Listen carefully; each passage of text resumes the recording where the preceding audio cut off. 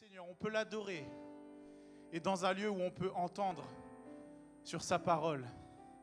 C'est une grâce. Tous n'ont pas cette opportunité. Mais nous sommes ici ce soir. Et nous sommes dans une église, une assemblée authentique. Et ça, c'est un bienfait que le Seigneur a fait pour nous. Un très grand bienfait. Nous sommes dans une assemblée authentique avec des pasteurs authentiques. Amen. On est bénis d'avoir les pasteurs que nous avons. Et oui, beaucoup de gens n'ont pas les pasteurs qu'ils devraient avoir, malheureusement. Mais nous sommes bénis ici. Et si je dis ça, c'est parce que c'est exactement le sujet de l'étude de ce soir. Donc, vous inquiétez pas, je n'ai pas commencé à déjà sortir du sujet. Mais on continue cette série d'études bibliques. Soyez vigilants. Et alors que je vais entamer cette étude, je voudrais qu'on se lève et qu'on prie pour ce moment. Que le Seigneur parle à nos cœurs. Et que dans tous les avertissements que nous recevons, le Seigneur puisse apaiser nos cœurs et qu'il puisse nous montrer comment nous, on doit se conduire en tant que chrétiens et comment être authentique dans notre foi et ne pas faire n'importe quoi, ne pas suivre n'importe qui. Est-ce qu'on peut prier ça ensemble? Seigneur Jésus, tu nous as bénis, Seigneur Jésus, dans cette assemblée. Seigneur, tu nous as bénis avec nos pasteurs. Et Seigneur Jésus, puisses-tu encore nous bénir, Seigneur, et nous préserver dans une foi authentique, Seigneur Jésus. Nous voulons préserver cela dans nos cœurs. Seigneur Jésus, nous ne voulons rien laisser empoisonner cette foi, Seigneur Jésus. Nous ne voulons pas nous laisser influencer par quoi que ce soit, mais nous voulons marcher droitement, fidèlement selon ta parole. Nous voulons marcher, Seigneur, pur, selon ta justice, Seigneur Jésus, et ne pas nous égarer. Seigneur, ne permets pas à notre pied de chanceler. Seigneur Jésus, nous voulons rester toujours droit, enraciné dans ta parole, Seigneur, et ne pas nous en détourner, malgré les tentations de ce monde, malgré les choses que les gens peuvent me présenter. Seigneur, je veux rester, Seigneur Jésus, droit dans ta parole. Alléluia, Seigneur Jésus, merci, je te bénis. Seigneur, mon âme t'adore. Est-ce qu'on peut acclamer Seigneur parce qu'il est digne de toute la gloire et de la louange? Alléluia, Seigneur Jésus. Toi seul es digne. Seigneur, tu es saint. Tu es bon, tu es grand, Seigneur. Tu es merveilleux. Seigneur Jésus, je ne suis pas digne de me tenir ici. Je ne suis pas digne de rentrer dans ta présence. Mais Seigneur Jésus, tu es là. Seigneur Jésus, et tu m'aimes. Seigneur Jésus, et tes avertissements, Seigneur, sont une marque d'amour pour moi. Seigneur, merci pour les avertissements. Merci pour l'exhortation. Alléluia. Merci, Seigneur Jésus. Alléluia, amen, amen, amen. Merci Seigneur. Quelle présence de Dieu ce soir. Amen, vous pouvez vous asseoir. Alléluia, alléluia. Vous savez, cette épître de Pierre est vraiment un enchaînement d'avertissements qui sont crus et forts, qui peuvent même paraître durs. Alors, si je vous parais dur ce soir, je m'en excuse pas vraiment. C'est pas moi. Je ne fais que lire la parole de Dieu. On vit dans une société où on cherche à consommer tout ce qui peut être consommé. On cherche à acheter. On cherche à posséder toujours plus. Mais sauf que pour consommer, pour acheter, il faut de l'argent, forcément. Et une des conséquences de cette société et de ce mode de vie qu'on a, c'est que beaucoup de personnes cherchent des moyens plus ou moins légaux pour gagner de l'argent ou en tout cas pour donner l'impression qu'ils ont de l'argent. Il existe dans ce monde beaucoup de marques luxueuses avec des articles qui coûtent très très cher que je ne peux pas me payer. Certainement pas. Merci Seigneur si vous pouvez vous les payer, mais en tout cas ce n'est pas mon cas. Et sur cette vague de succès, certains profitent et cherchent à vendre des contrefaçons. Et il s'agit pour eux de vendre des imitations. Ça donne l'impression qu'on possède, qu'on a de l'argent ou qu'on possède des choses de valeur pour donner peut-être une bonne impression, pour briller d'une certaine manière. Pour qu'on dise de nous que finalement on est bien, on a de l'argent, en tout cas on a de quoi vivre. Pour impressionner les autres, pour recevoir des compliments, pour que des gens puissent nous suivre, peu importe la raison. Et on sait que ces contrefaçons coûtent beaucoup moins cher que les originales. Forcément. Mais de l'autre côté, elles sont de bien moins bonne qualité. Chaque contrefaçon dure moins longtemps. Elles sont souvent faites avec des matières plus basiques. Les méthodes de fabrication c'est vite fait, c'est bâclé. Bref, ce sont des arnaques. Et pourtant, le marché des contrefaçons augmente partout dans le monde. En 2020, en France, juste en France, il y avait presque 6 millions d'articles contrefaits qui ont été stoppés aux frontières. Et ce chiffre, en 2020, avait déjà augmenté de 20% par rapport à 2019. Donc il augmente toujours plus. Et malheureusement, le monde dans lequel on vit, le monde des affaires, le business, n'est pas le seul monde à être touché par la contrefaçon. Par l'explosion des articles bas de gamme, des imitations qui sont vraiment bas de gamme mais finalement accessibles. Le monde chrétien est aussi rempli de contrefaçons. Et déjà dans l'Église primitive, quand on lit le Nouveau Testament, on voit toutes ces contrefaçons. Les apôtres déjà en parlaient. Paul en a parlé. Ici, Pierre en parle. Et je vous encourage aussi à lire l'épître de Jude, le frère de Jacques justement, qui parle de la même chose que ce qu'on va voir ce soir. Et d'ailleurs, même bien avant les apôtres, Satan est le grand imitateur. Et le monde chrétien, depuis le début, est infiltré par des pions de Satan qui veulent toujours imiter les enfants de Dieu. 2 Corinthiens chapitre 11, versets 13 à 15. Ces hommes-là sont de faux apôtres, des ouvriers trompeurs, déguisés en apôtres de Christ. Et cela n'est pas étonnant, puisque Satan lui-même se déguise en ange de lumière. Il n'est donc pas étrange que ces ministres aussi se déguisent en ministres de justice. Leur fin sera selon leurs œuvres. Comme je l'ai dit, le thème de cette série d'études, c'est « Soyez vigilants ». Et dans cette seconde épître, dans le second chapitre de cette épître, Pierre met en garde tous les fidèles, les chrétiens authentiques, contre les faux prophètes, les faux enseignants, les faux docteurs, toutes les contrefaçons. Et en réalité, la stratégie de la contrefaçon, elle n'est pas nouvelle. Et d'ailleurs, à l'époque de Pierre, elle n'était pas nouvelle non plus, parce que c'est une stratégie qui existe déjà depuis la Genèse, depuis le 2e chapitre de la Bible. Déjà dans l'Ancien Testament, on voit un nombre incalculable de faux prophètes. Élie s'est dressé devant 400 prophètes de Baal. Jérémie s'est dressé contre tout plein de prophètes qui conseillaient le roi. Et déjà à l'Église primitive, dans le Nouveau Testament, Satan a voulu contrefaire l'Évangile, dès le début, alors qu'il n'était même pas encore écrit.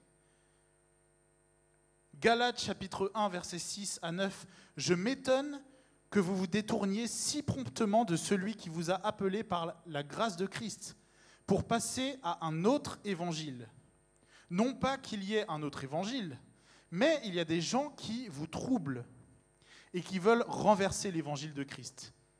Mais quand un ange du ciel annoncerait un autre évangile que celui que nous avons prêché, qu'il soit anathème.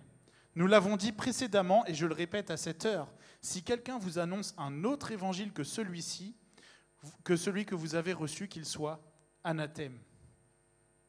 Satan a aussi voulu contrefaire la justice de Dieu. Eh oui, il n'y a que Dieu qui est juste, que Dieu qui peut justifier. Romains chapitre 10, versets 2 et 3, « Je leur rends le témoignage qu'ils ont du zèle pour Dieu, mais sans intelligence, ne connaissant pas la justice de Dieu et cherchant à établir leur propre justice, ils ne se sont pas soumis à la justice de Dieu. » Déjà à cette époque, il y avait des gens qui voulaient faire quelque chose de leur foi, mais à cause de leur zèle, ils se sont détournés et ils sont devenus des contrefaçons, bas de gamme, qui ne tiennent pas la route. Ils sont devenus des imitateurs. Satan veut même contrefaire Christ. 2 Thessaloniciens chapitre 2, versets 9 et 10.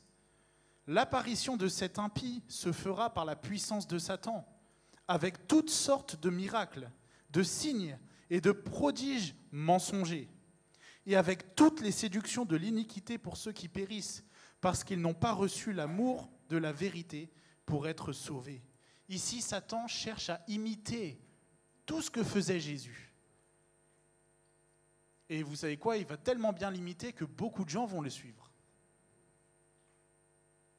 Ça va être convaincant. Des miracles, des prodiges, des signes. Mais ce sera une contrefaçon. Rien ne suivra la justice de Dieu. On ne peut pas suivre des signes et des prodiges. La seule chose que l'on peut suivre, c'est la justice et la parole de Dieu. On ne peut rien suivre d'autre. Parce que nous suivrons des imitateurs. Et malheureusement, les faux prophètes ont toujours eu beaucoup de succès. Et malheureusement encore, ils ont sur terre un grand avenir. 2 Timothée chapitre 4, versets 3 et 4. « Car il viendra un temps où les hommes ne supporteront pas la saine doctrine, mais ayant la démangeaison d'entendre des choses agréables, ils se donneront une foule de docteurs selon leurs propres désirs, détourneront l'oreille de la vérité et se tourneront vers les fables. » On ne parle pas de quelques faux prophètes, on parle d'une foule de faux docteurs.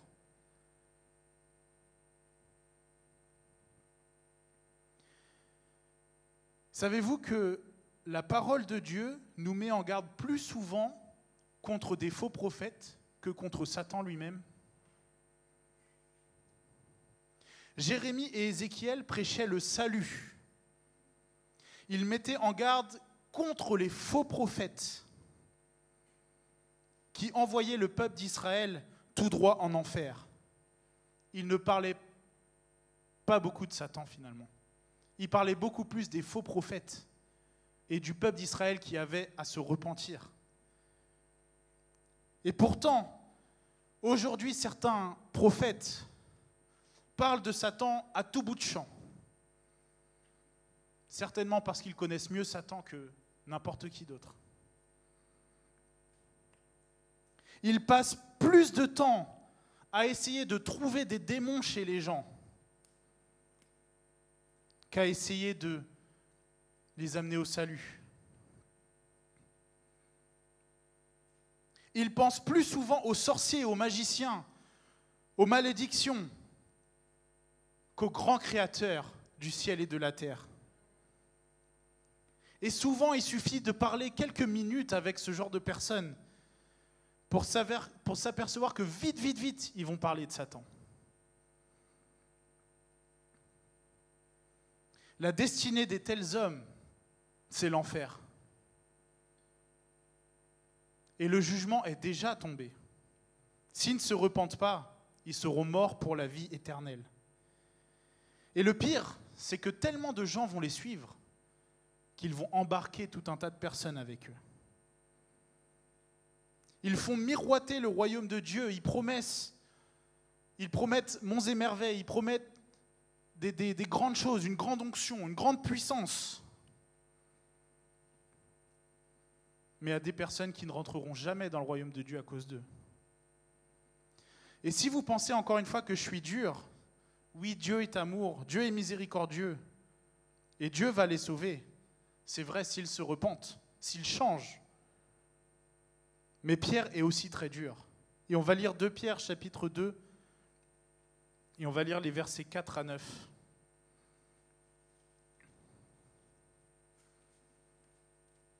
Car si Dieu n'a pas épargné les anges qui ont péché, mais s'il les a précipités dans les abîmes de ténèbres et les réserve pour le jugement, s'il n'a pas épargné l'ancien monde, mais s'il a sauvé Noé, lui, 8e, ce prédicateur de la justice, lorsqu'il fit venir le déluge sur un monde d'impies, s'il a condamné à la destruction et réduit en cendres les villes de Sodome et Gomorrhe, les donnant comme exemple aux impies à venir, et s'il a délivré le juste, Lot, profondément attristé de la conduite de ces hommes, sans frein, de leur dissolution, car ce juste qui habitait au milieu d'eux tourmentait journellement son âme, juste à cause de ce qu'il voyait et entendait de leurs œuvres criminelles.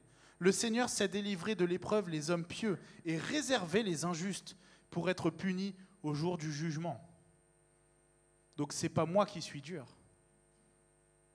c'est Dieu qui est juste. Et Dieu a toujours appliqué sa justice à la lettre. Ce qu'il dit, il le fait. Dieu n'est pas un menteur. Et il a toujours appliqué la sentence prononcée, dès le commencement, dès le jardin d'Éden. Le salaire du péché, c'est la mort, ça ne change pas. Romains 3, 23. Mais le salaire de la repentance, c'est le don gratuit de Dieu. C'est la vie éternelle. Donc oui, Pierre est dur, mais c'est la vérité, c'est la réalité. Et l'enfer attend toujours ces faux prophètes, tant qu'ils ne se repentent pas. Et comme le dit la parole de Dieu, il y en a beaucoup. Il y en a eu beaucoup, il y en a encore et il y en aura, jusqu'à la fin du monde. On va lire 2 Pierre, chapitre 2, les 3 premiers versets. Il y a eu parmi le peuple de faux prophètes, et il y aura de même parmi vous de faux docteurs, qui introduiront des sectes pernicieuses, et qui, reniant le maître qui les a rachetés, attireront sur eux une ruine soudaine.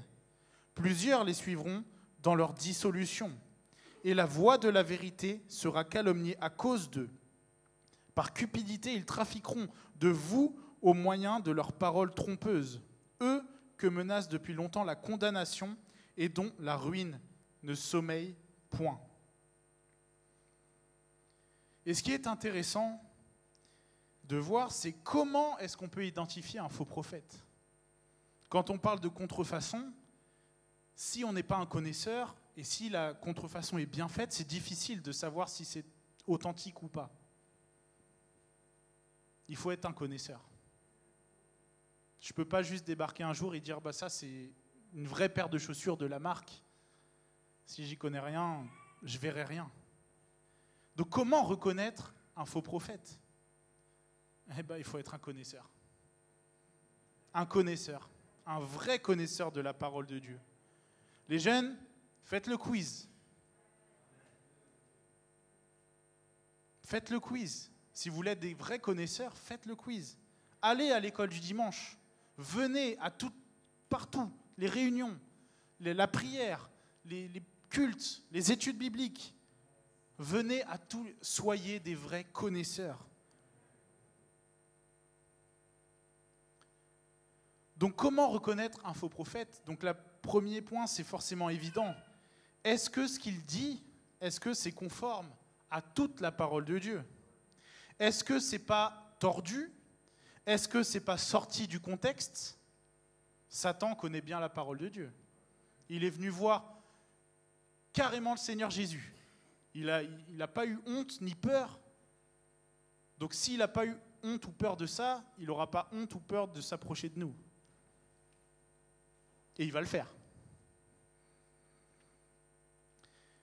Et malheureusement, c'est que ce n'est pas toujours très clair. Ce n'est pas toujours simple et évident d'identifier des faux prophètes.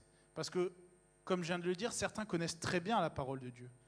1 Jean chapitre 4, verset 1 nous dit « Bien-aimés, n'ajoutez pas foi à tout esprit, mais éprouvez les esprits pour savoir s'ils sont de Dieu, car plusieurs faux prophètes sont venus dans le monde. Si quelqu'un vient vous annoncer quelque chose, vous prêcher quelque chose, soyez sûr que c'est en accord avec la parole de Dieu. Si moi je viens vous dire, le Seigneur m'a révélé que...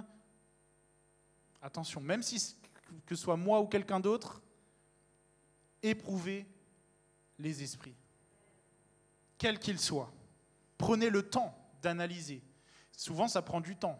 Il faut regarder aux fruits. Il ne faut pas tout de suite dire « Oui, ça y est, merci Seigneur, j'ai reçu une prophétie. » Ce n'est pas ce que la Bible dit. Donc, comme Pierre le dit si bien ici, les faux prophètes, les faux docteurs, les faux enseignants, les faux pasteurs introduisent leurs idées sournoisement. C'est petit à petit qu'ils prennent leur place. C'est jamais comme ça, quelqu'un qui débarque, c'est trop facile à identifier. Non. Ceux qui prennent leur place petit à petit, qui font leur nid, sont beaucoup plus dangereux. C'est pour ça que Pierre nous demande d'être vigilants. Et d'ailleurs, c'est jamais quelqu'un qui vient du monde dehors, quelqu'un qui n'a jamais appris quoi que ce soit au sujet de la parole de Dieu. C'est toujours quelqu'un qui vient un petit peu de dedans. Il s'agit souvent de personnes qui prennent une petite place dans l'église locale, parce que quelqu'un qui n'a pas sa place, forcément, il ne sera pas convaincant. Évidemment, c'est à ce moment-là qu'on peut commencer à embarquer des gens avec nous. Et ce n'est pas forcément la personne que je ne connais pas, au contraire. Ça peut être quelqu'un avec qui je discute régulièrement. Ce sont des gens qui vont chercher des failles partout. On parle de sournoiserie, c'est exactement ça. Dès qu'il y a une faille, on y va. Là où je peux me glisser, j'y vais. Si je peux prendre la place, je vais m'étaler. Ce sont des gens qui vont parler à d'autres personnes. Et d'ailleurs, souvent, ils vont parler au même type de personnes. Ils vont cibler les gens à qui ils vont parler. Ils vont saisir les opportunités. C'est des gens qui vont parler peut-être aux jeunes filles fragiles, aux femmes qui sont en détresse. Ils ne vont jamais voir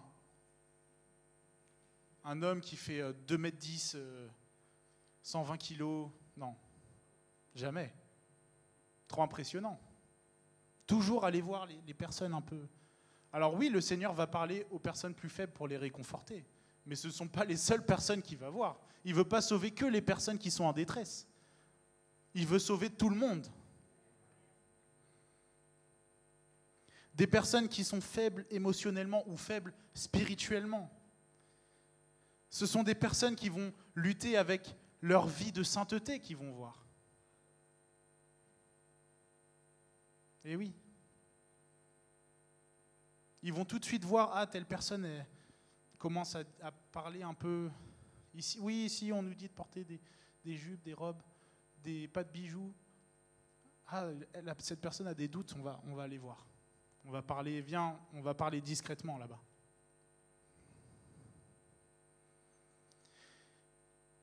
Ils vont voir les personnes qui expriment ouvertement leur désaccord avec le pasteur.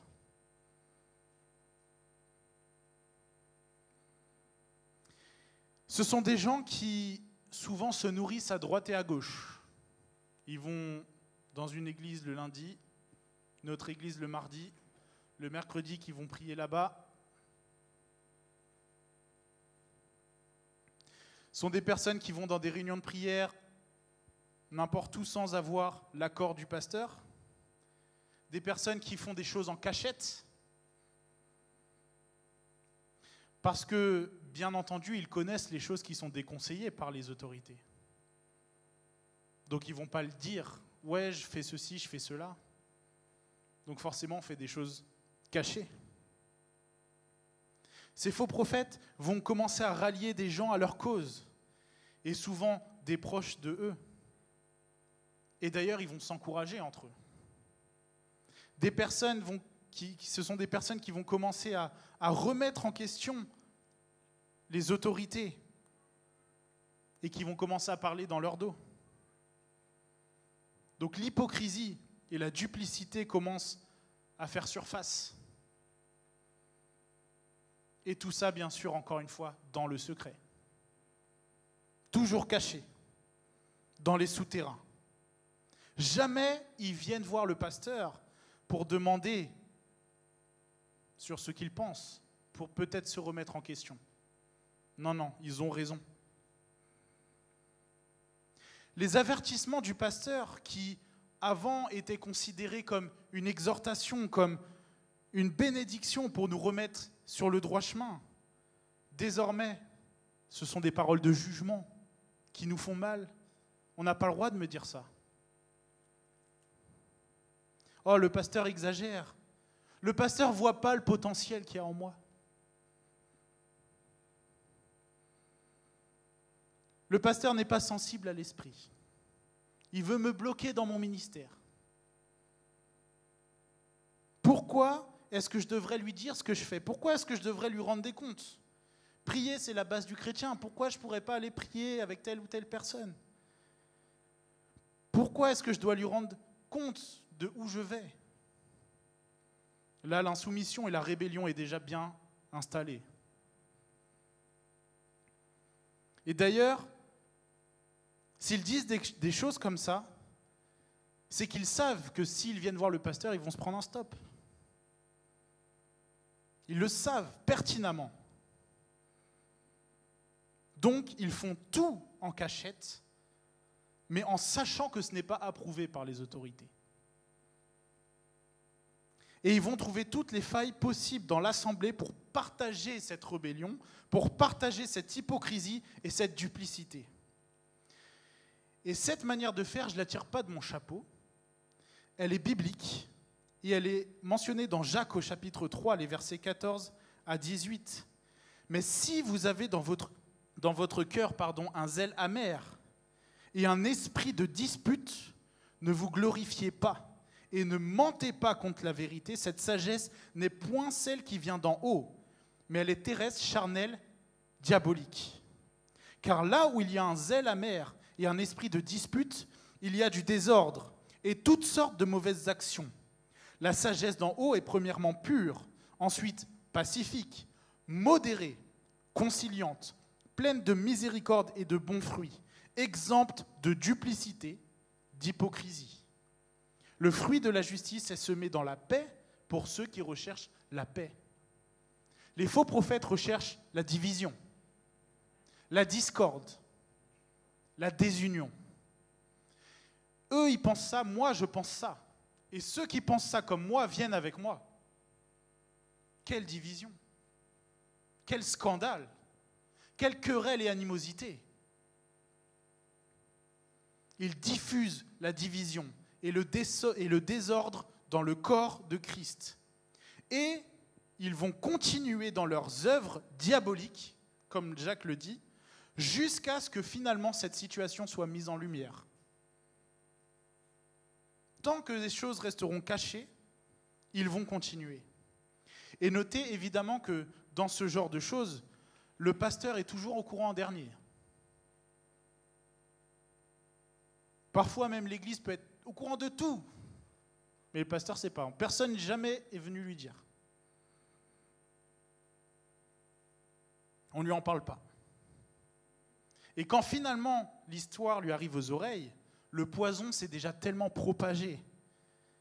Les dégâts sont inévitables. Et finalement, quand la lumière du Seigneur révèle les œuvres diaboliques, la source du problème, soudainement, ce faux prophète, ce faux docteur devient la victime. D'un seul coup. Comme si elle était surprise qu'on allait la reprendre, alors qu'elle savait ce qu'elle faisait. Comme si elle était surprise qu'on exhorte, qu'on la corrige. Et pire que ça, elle se sert de la situation pour se donner du crédit. Un prophète n'est jamais reconnu dans son propre pays. Vous avez vu comment on nous traite ici, il n'y a pas d'amour. Venez avec moi. Dans cette église, ils ne sont pas sensibles à l'esprit. Et finalement, on quitte l'église et on embarque des gens avec nous.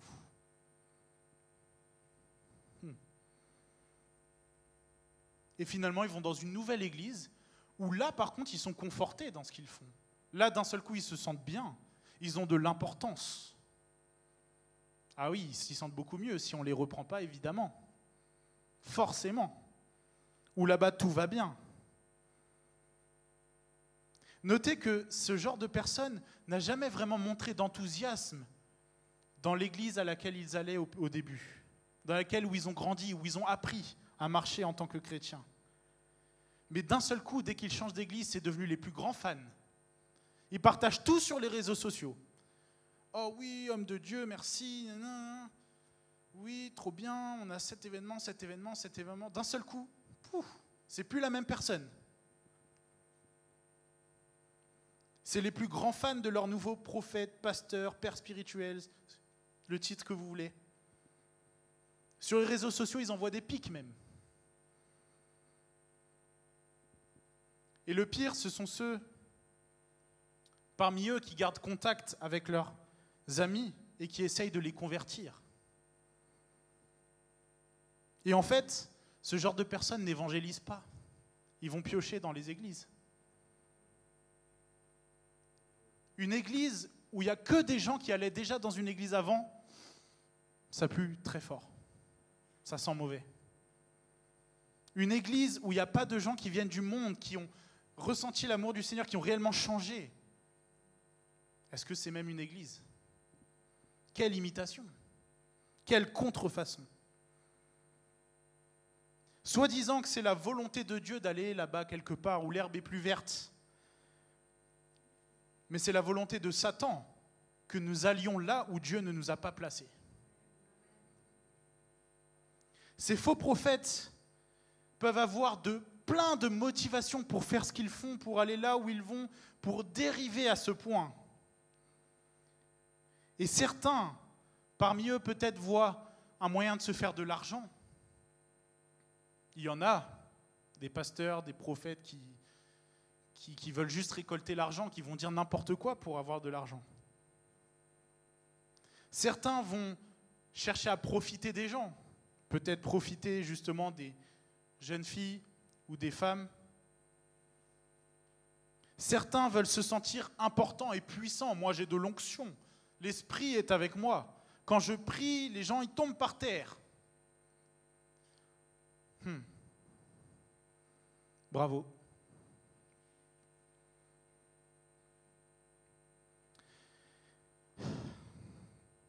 Ils arrivent à convaincre des gens qu'ils ont besoin d'être délivrés constamment. Ils arrivent à convaincre des gens qu'ils peuvent les délivrer. Et de temps en temps, ils glissent une phrase que c'est grâce à Dieu. Mais la plupart du temps, c'est quand même eux qui le font. Quand ils prient pour les gens, il se passe tout et n'importe quoi. Vas-y que je te souffle dessus. Que je te fais venir devant tout le monde pour montrer que tu es possédé et que je vais te délivrer. Ils prophétisent à tout bout de champ. Toi, tu seras béni. Toi, je sais que tu cherches un travail. Oui, tout le monde le sait. Ce n'est pas une prophétie. Tout le monde sait. Mais tu vas en trouver un, t'inquiète pas. Est-ce que tu n'as pas plus précis comme prophétie ?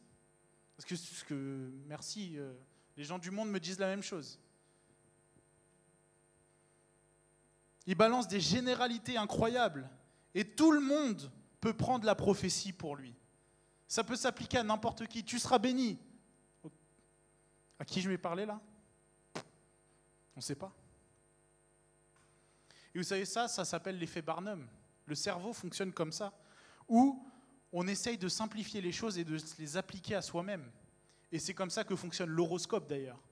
Il y a des longues phrases disant oui, il y aura ceci qui va t'arriver, cela, il y aura des difficultés là-dedans. Et les gens vont dire ah, c'est tellement moi, oui, ça me correspond. Mais en fait, on lit tous les horoscopes, même ceux qui ne nous correspondent pas, et finalement, on peut s'identifier à ça. Pourquoi ? Parce que c'est tellement général qu'on peut s'identifier à ça. Vous savez, ces faux prophètes ne sont pas différents. Ils sont pareils que les diseurs de bonne aventure. Pareil. Pareil que les sorciers. Et globalement, le point commun entre eux tous, c'est qu'à la base, ils ne se sentent pas bien à leur place quand ils sont repris, mais là où ils vont, là, ils peuvent prendre la place qu'ils cherchaient. Et alors pourquoi est-ce que je dis tout ça ? Parce que la Bible nous dit d'être vigilant. Et c'est l'enseignement de cette étude. Et il y a un moyen d'éviter tout ça. Il existe des choses pour nous, des points d'attention sur lesquels on doit être vigilant. Quand vous voyez quelqu'un faire des choses un peu bizarres, des choses un peu en sous-marin, un peu secret, parlez-en au pasteur. Tout simplement. Oui, mais moi, je ne suis pas une balance. Oui, c'est vrai. C'est bien, tu n'es pas une balance, mais tu as favorisé les dégâts dans l'église, donc c'est bien, bravo. Oui, mais moi, je ne veux pas gâcher la réputation de ces personnes-là. Oui, c'est vrai. C'est bien, tu les auras aidés à aller en enfer, mais tu auras sauvé leur réputation.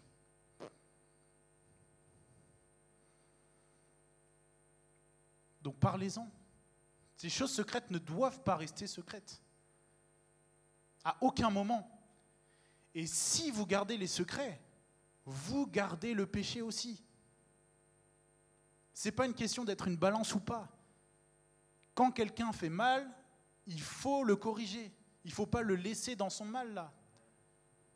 Ça, c'est la pire des choses.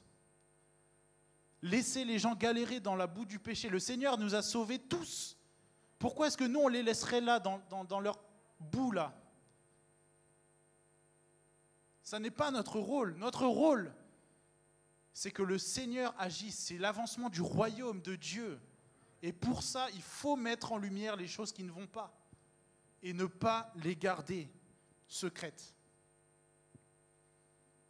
Si quelqu'un vient un jour vous raconter une prophétie, et même si c'est, encore une fois, si c'est moi, demandez à la personne, est-ce que tu en as parlé au pasteur avant de venir me voir ?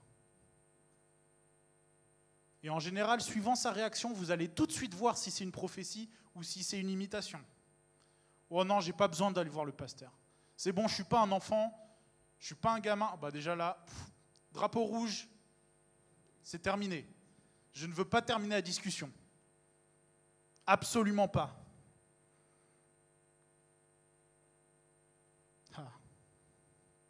Parce que ça sème le désordre dans le corps de Christ. Et c'est ça, par là que commence la division. Et d'ailleurs, même si la prophétie, elle vient du Seigneur, vous savez, dans une prophétie, il n'y a pas juste les mots qui comptent, il y a aussi la manière de la porter. Je peux dire quelque chose qui vient du Seigneur, mais si je l'ai dit, alors que le Seigneur m'a demandé de la garder, de le dire plutôt à un autre moment, d'en parler avec le pasteur peut-être d'abord, j'ai fait n'importe quoi aussi. C'est pas parce que quelque chose vient du Seigneur que ça y est, je peux le dire comme ça. Non, il faut utiliser la sagesse. Donc le message, oui, est important, mais la manière de l'apporter est tout aussi important.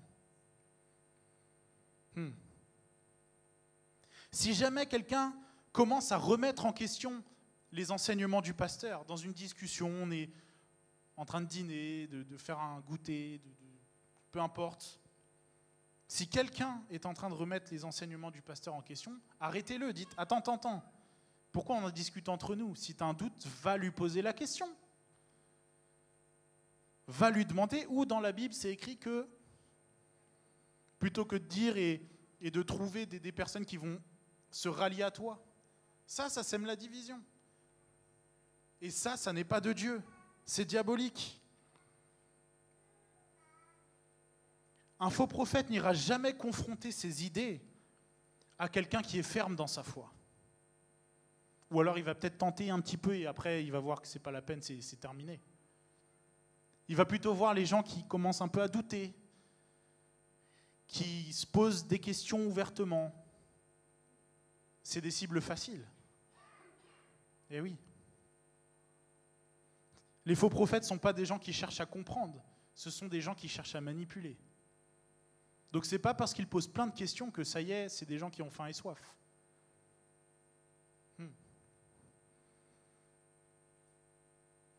Et si Pierre est si dur avec les chrétiens dans cet épître, c'est parce que même Jésus a été dur avec Pierre.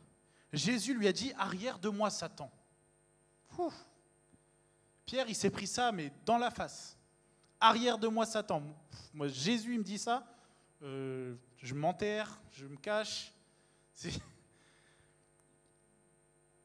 Mais Pierre avait compris une chose, c'est qu'il y a des choses avec lesquelles on ne joue pas. Toutes les personnes qui prononcent le nom de Jésus, toutes les personnes qui proclament les versets de la Bible, toutes les personnes qui sont gentilles et attentionnées et qui manifestent une apparence d'amour ne sont pas forcément des hommes ou des femmes de Dieu et ne sont pas forcément à écouter. Et pourtant, nous, on est prompt à écouter n'importe qui. Sur les réseaux, on écoute telle ou telle personne parce que ce pasteur ou ce prophète est un peu connu sur les réseaux, il partage beaucoup, on va l'écouter. Qu'est-ce que ça coûte ? Ça peut coûter très cher. Très, très cher. Il y a de plus en plus d'églises ouvertes, de plus en plus de pasteurs, de plus en plus de prophètes. Mais combien parmi eux sont authentiques ? Combien de réels hommes de Dieu authentiques ? Combien de chrétiens sont attachés à la saine doctrine ? Combien de chrétiens sont soumis à l'autorité de Dieu, qui sont prêts à leur rendre des comptes tels que Dieu le demande ? Et à l'inverse, combien vont suivre les hommes de Dieu populaires, visibles, et qui les confortent dans leurs œuvres ? C'est plus facile de suivre quelqu'un qui nous fait nous sentir bien que quelqu'un qui nous met sur les rails. Des fois, il faut redresser un peu, ça pique, ça fait mal. Des fois, il faut taper un petit peu, forger un peu, ça fait mal. Mais c'est le seul moyen pour nous d'être sauvés. Et j'ai très peur que les contrefaçons aient envahi le monde chrétien aujourd'hui. On est à un point où beaucoup de gens ne savent même plus reconnaître l'authentique du contrefait. On ne se demande même plus d'où viennent les hommes de Dieu, qui les a formés, où est-ce qu'ils ont grandi, quel a été leur parcours avant d'être là où ils sont, qui les a nommés pasteurs, prophètes ou peu importe. Non, je me suis fait tout seul. C'est le Seigneur, c'est lui-même directement, pas d'intermédiaire. Pourtant, Paul lui-même, pour pouvoir aller faire ses voyages missionnaires, il a dû avoir la main d'association des anciens. Lui-même, Paul qui était légitime de beaucoup de choses, lui-même, il n'est pas parti comme ça, juste en s'autoproclamant apôtre ou quoi. Non, les anciens l'ont proclamé.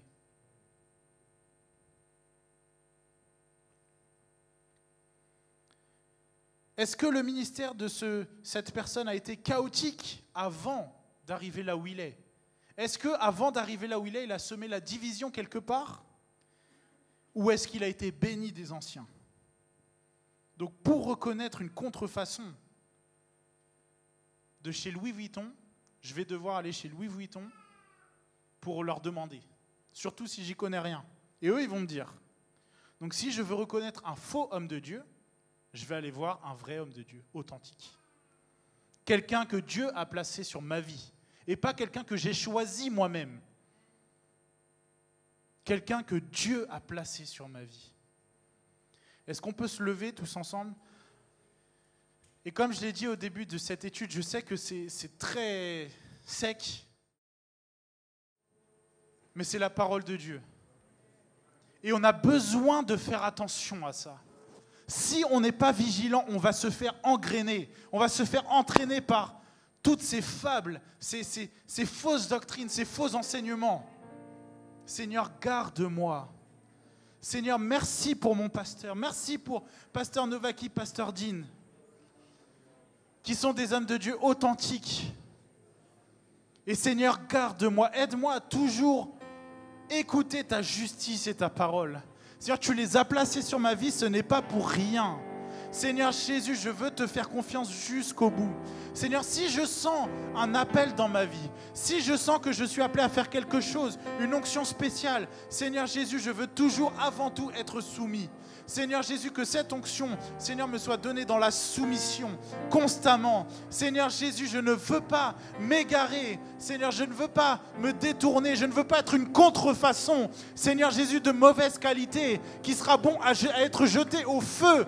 Mais Seigneur, je veux être un chrétien authentique, qui marche dans ta justice, Seigneur Jésus, et qui ira au ciel avec toi pour l'éternité. Seigneur, c'est mon désir. Seigneur Jésus, et préserve-moi, garde-moi. Seigneur Jésus, garde cette église, Seigneur, de tous ces poisons, de toutes ces choses, Seigneur, qui se répandent dans le monde chrétien, de toutes ces imitations, Seigneur Jésus, mais que chacun de nous puissions vivre une vie de repentance, Seigneur, attentif à ta parole, attentif à ta justice, attentif à l'avancement de ton royaume. Seigneur Jésus, je ne veux pas, Seigneur Jésus, me détourner d'une quelconque manière. Seigneur Jésus, je te prie, Seigneur Jésus, que ta lumière, Seigneur, éclaire ma vie, que ta lumière, Seigneur, soit sur cette église, sur cette assemblée, Seigneur, sur ce groupe de jeunes. Seigneur, puissamment, je te prie, Seigneur, que tu agisses et que tu étendes ta main. Seigneur Jésus, et s'il y a des gens, Seigneur Jésus, qui se sentent mal à être repris, Seigneur Jésus, que tu puisses les caresser par ta tendresse, ton amour et ta douceur. Seigneur Jésus, que les exhortations que je reçois, je puisse les accepter avec joie. Je puisse les accepter, Seigneur, humblement, Seigneur, et soumis. Seigneur Jésus, alléluia. Seigneur Jésus, merci pour ces avertissements. Merci, Seigneur Jésus, parce que ça me permet de faire attention.